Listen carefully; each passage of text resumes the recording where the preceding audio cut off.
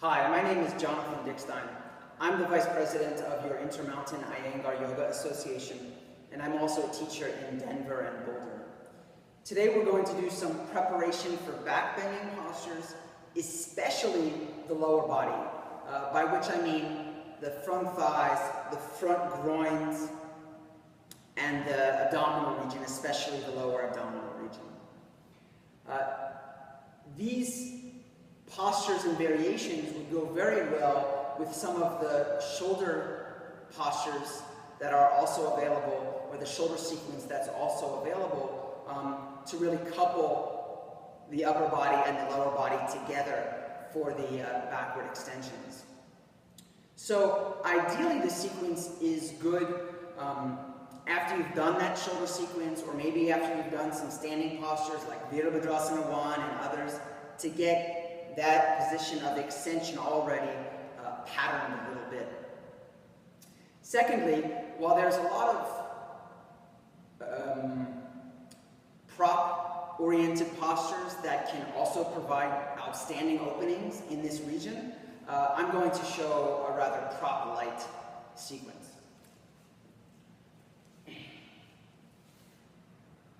So I'll begin in Hero's Pose, Virasana, to get the shins to descend, the thighs to start to elongate, the hips to prepare, and so on. This will also be quite nice as a kind of transitional posture between some of the standing postures you may have done in advance. Next is Supta Virasana, reclining Hero's Pose. So I continue the elongation of the thighs, front groin, abdomen, and so on. Now watch, I take one leg out of Virasana, and I either keep it here on the mat and use the pressure of that foot to help to really isolate the stretch of the opposite leg, or I can bring the knee towards myself and simultaneously bring this knee towards myself as I encourage the other knee down. It might lift up, but I'm trying to kind of negotiate this double movement.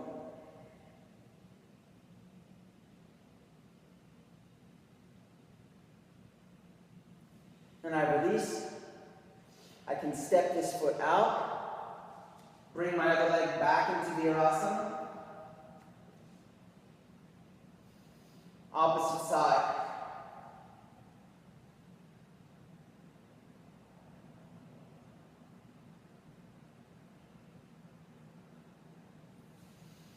Back to Virasana.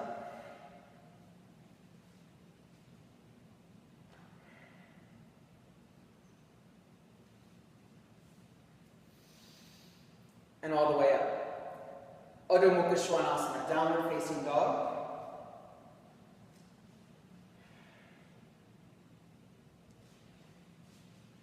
Prone position, half frog pose, the variation with the forearm right underneath the top chest.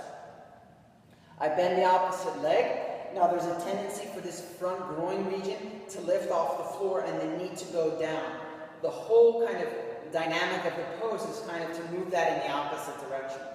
So either the simplified version, fingers back, or if possible, fingers forward. Notice the elbow is pretty much in the same position. And I'm going to use a sequence of exhalations to start to bring that heel down into that kind of half Virasana position, or now it's half Bekasana position.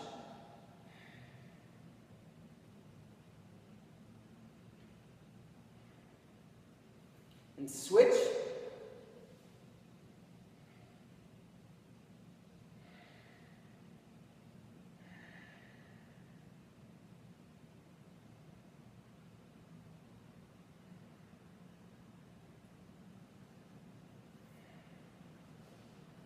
Now, full frog pose, Bekasana, I'll show a little bit of a kind of interesting variation, because often when you reach back for both legs, it's hard to bring the upper body back off the floor. So I'll start this with my chin resting on a block, not pressing, but resting there to keep the upper body lifted. And from here, I'll reach back for both legs.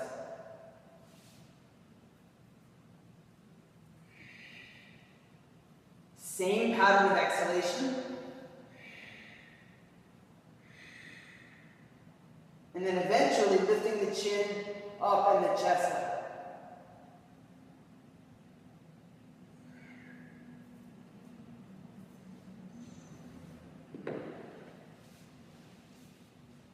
Adho Mukha Svanasana. Bow pose, Dhanurasana. So I bend both legs. This time I hold the ankles. But before I go up, I'm cognizant that I still want the front thighs to go down, and eventually the knees and the whole thighs will go up in this posture. So I push the shins back, bring the chest up, just like it would be in that Bayakasana position. But now I go up with the knees and up with the thighs.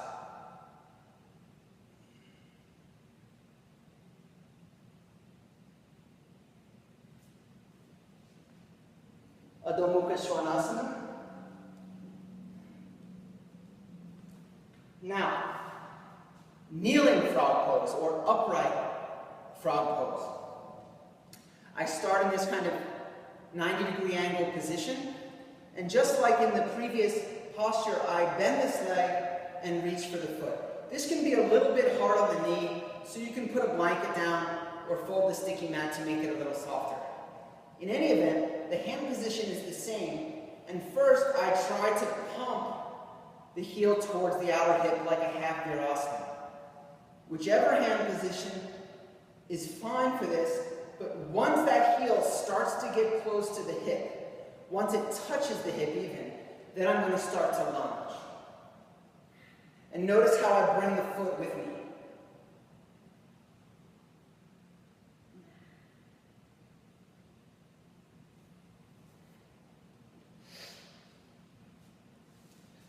Notice on this side also how much it resembles the Supta Virasana position where you bend one leg in.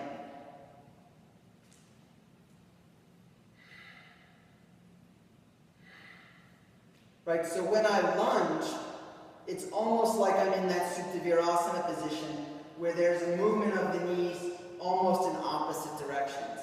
This back knee seems to be going that way, and this knee seems to be moving more towards my chest, or now my chest towards that knee.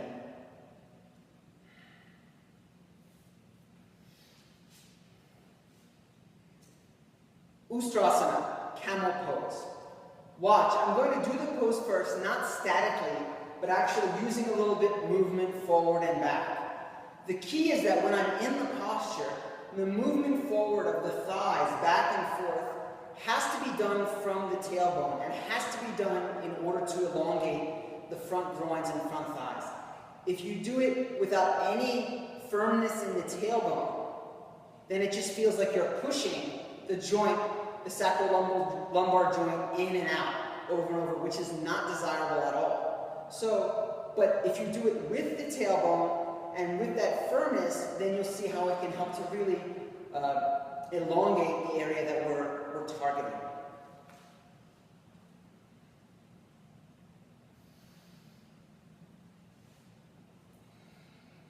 Now I'll go back and forth. Exhale forward. Inhale back.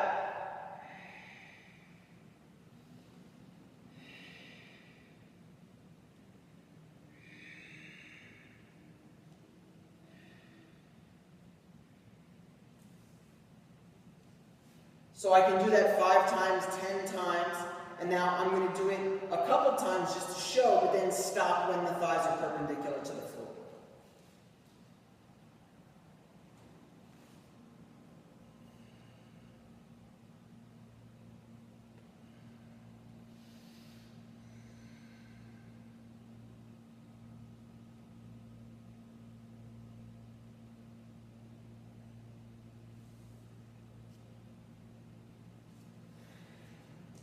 Adho Mukha Svanasana, downward facing dog.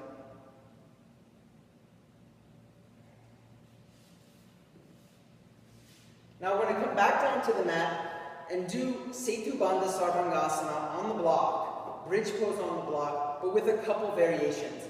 The last variation is almost kind of gesturing towards pigeon pose, Kapotasana. So the beginning is just like regular Setu Bandha Sarvangasana on the block. The block has to be this orientation for this series. The high height and this direction.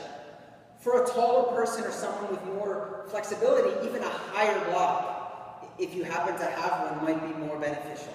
But this will be fine for right now.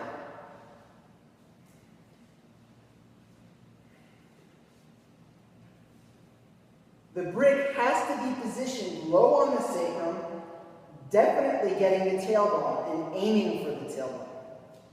So I begin here, bent legs, and then ideally really stretch out, feeling this whole length through the thigh, through the front groin, through the abdomen, either one leg at a time and kind of priming the pose a bit, or extending both legs.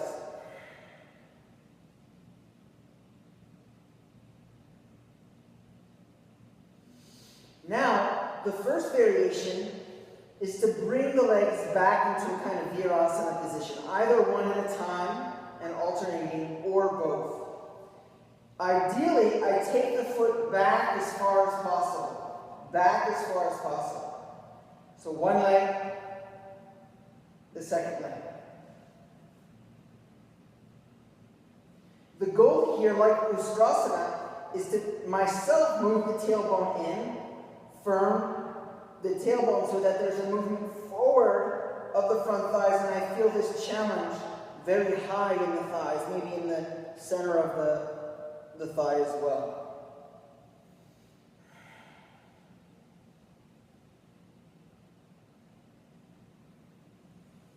Now, I'm going to change the kind of orientation of the posture by taking my shins down to the floor and letting this brick move with me so that it moves onto its point almost, or its corner, but it's pushing on a diagonal direction right into the tailbone, gesturing towards Kapotasana position. I hold my shins, lift my head as I push my elbows and go to the crown of my head. Now watch, I'm going to go this way. It's not a big movement, but now the shins are down, the brick is tilted and pushing the tailbone directly in. I'm on the crown of my head. I can stay here. I can take the arms all the way overhead. I can hold the sides of the sticky mat like I'm aiming to take the elbows down like Kapotasana position. Or I can eventually even walk the hands behind my head into a kind of Shirshasana position.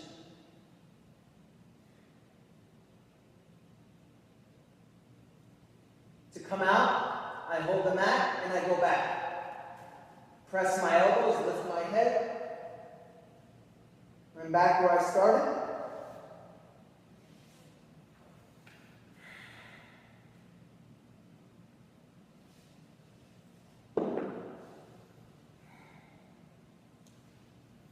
All the way down to the floor. Now, from this position, even that sequence done alone would be sufficient for some practitioners, but also now would be a time to attempt other postures such as Urdhva Dhanurasana, Dvipada Viparita Dandasana, especially if it's the lower half of the body that really gives the trouble in those asanas. So thank you for watching, best of luck, and thank you for supporting your regional Iyengar Yoga Association. Namaste.